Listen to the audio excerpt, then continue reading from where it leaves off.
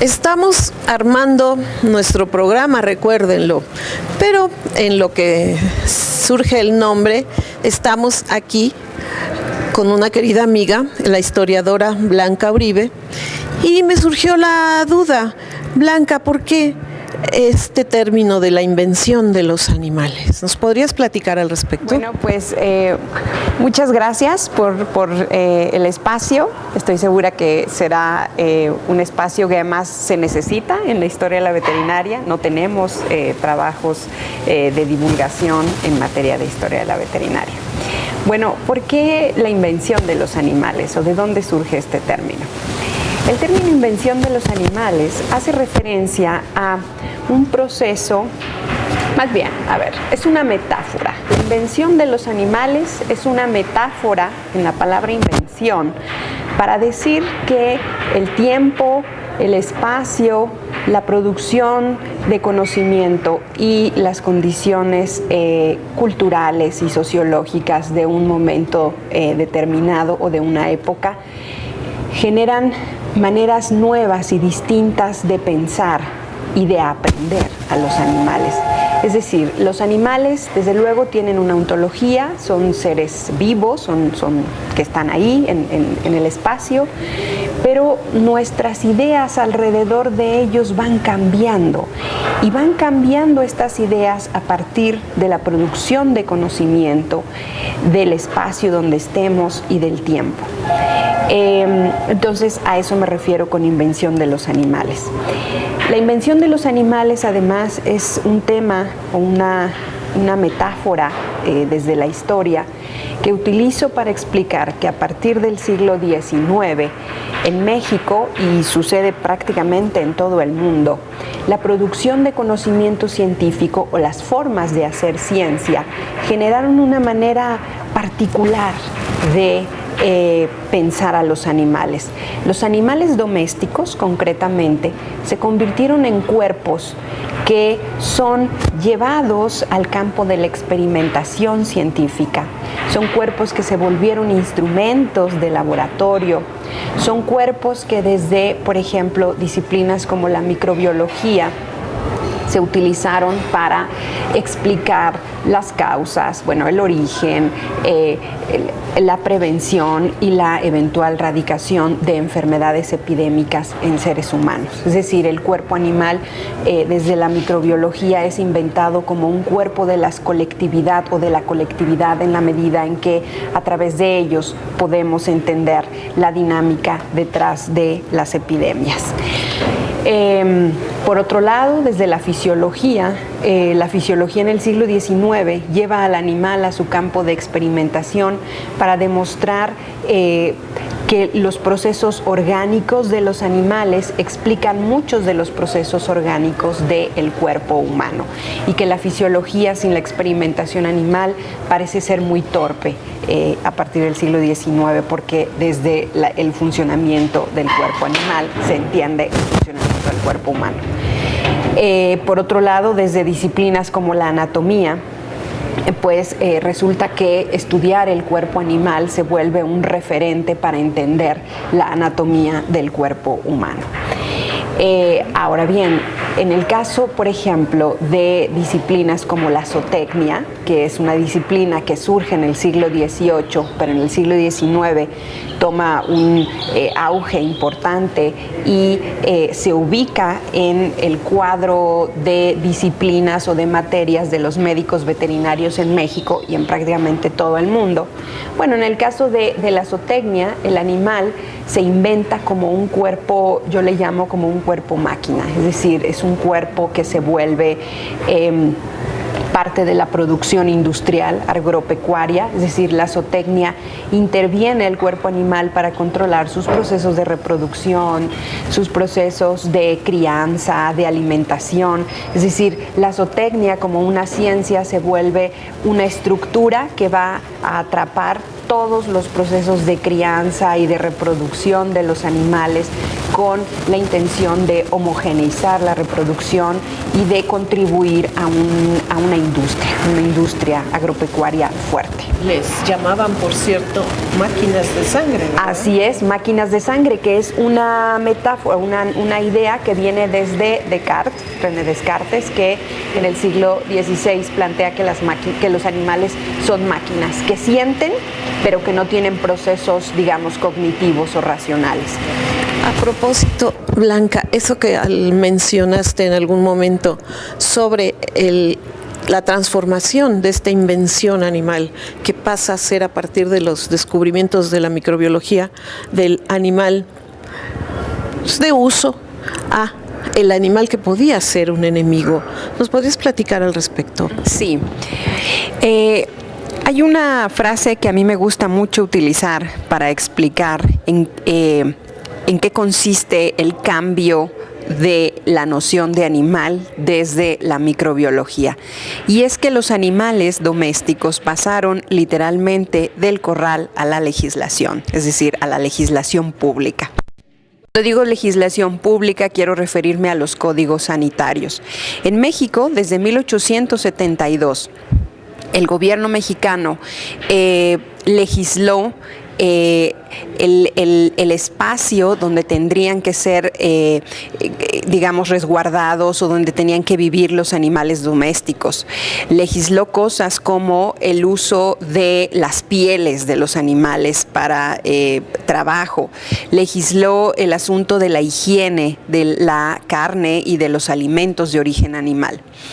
Y todo esto lo cuento porque cuando digo que el animal doméstico se vuelve el enemigo de las colectividades desde la microbiología, lo que quiero explicar es que, a ver, la microbiología después de Louis Pasteur revoluciona enormemente, ¿no? Ahora entendemos que, bueno, a partir de ese momento entendemos que hay agentes microbianos que generan enfermedades que además son de tipo epidémico, y ese es un gran problema. Desde a lo largo de la historia, las epidemias han sido un problema tremendo para la humanidad. Entonces, ¿qué pasa? Después de Louis Pasteur entendemos que hay agentes microbianos que enferman a la gente y que esos agentes microbianos vienen, en la mayoría de los casos, de los animales. Es decir, los animales son agentes que portan patógenos y al ser animales domésticos, pues contagian a las poblaciones humanas. Bueno, cuando todo eso se empieza a descubrir y se empieza a entender la dinámica de la causa y el efecto de las enfermedades microbianas en las personas producto del contacto con los animales domésticos, bueno, pues entonces empiezan a llevar a cabo experimentos para tratar de erradicar esas enfermedades en los animales y prevenirlas en los seres humanos. Comienzan a surgir, bueno, pues la primera vacuna, por ejemplo, antirrábica, los primeros sueros para combatir enfermedades, medicamentos que combaten microbios, es decir, hay todo un proceso de prevención y erradicación de enfermedades microbianas. Pero en los animales empieza a haber a esos agentes portadores de enfermedades, y curiosamente al mismo tiempo la microbiología los vuelve también grandes aliados, porque la medicina, justamente tanto la veterinaria como las ciencias médicas, pues van a trabajar para encontrar tratamientos que erradiquen esas enfermedades epidémicas, ¿no? De hecho, de ahí viene el término vacuna, de vacuno, ¿no?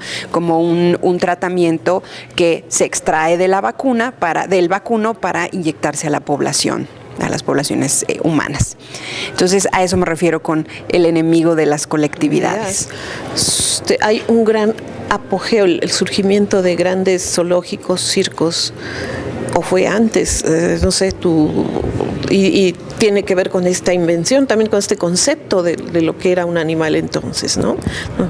¿Podrías platicar algo al respecto? Bueno, sí, efectivamente, por un lado, la defensa de los animales o el derecho de los derechos jurídicos de los animales, pues es un tema relativamente reciente, del siglo XX, desde luego.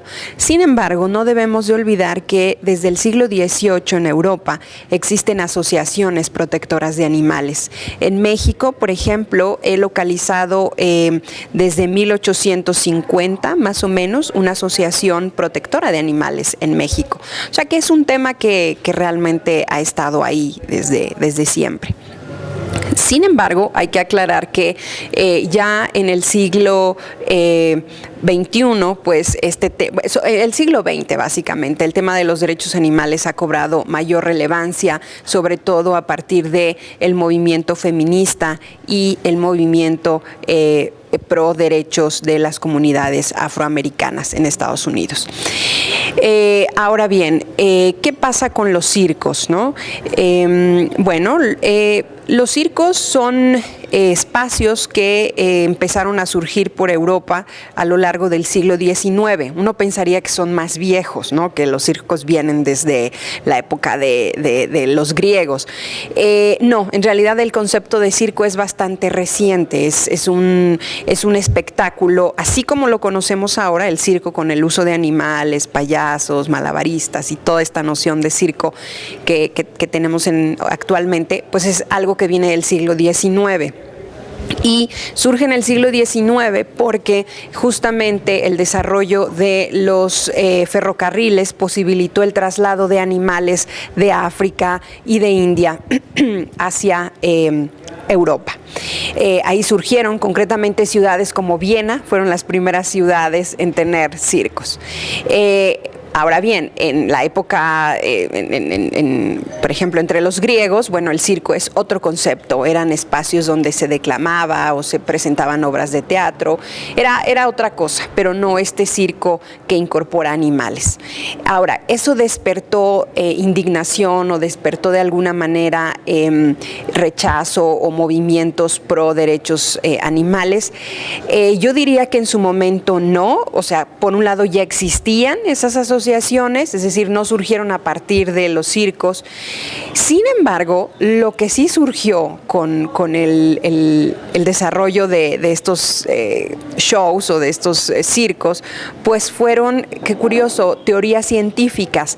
He localizado, por ejemplo, que en países o en ciudades como Londres, pues los circos se convirtieron en espacios visitados por científicos. Uno de ellos era el primo de Darwin, que curiosamente fue uno de los primeros etólogos en Europa. Y este personaje iba a los circos en la ciudad de Londres para tratar de entender el comportamiento animal y cómo es que eran adiestrados. Tengo por ahí un artículo que he llamado De la risa del circo a la carcajada de la ciencia, porque la pregunta es: ¿de qué se ríe el público que asiste a los circos en el siglo XIX? Se ríe, por un lado, bueno, de los espectáculos que hacen payasos, malabaristas, etcétera, pero también se ríen de la manera en que los animales reproducen acciones que parecen humanas o que bien podrían acercarse a lo que hace un humano, ¿no? Moverse, saltar, dirigir hacia un lado, responder a una orden, por ejemplo. Entonces la gente reía de descubrir que los animales tienen procesos cognitivos semejantes a los de los seres humanos. Hoy ya sabemos que, por ejemplo, los mamíferos como los cerdos, los caballos, los equinos, tienen una edad cognitiva de niños de 3 años. ¿No? Los perros, los gatos, los cerdos, los equinos, bueno, los caballos. Entonces eso es muy interesante. Así que los circos también fueron espacios de producción de conocimiento, concretamente de la etología.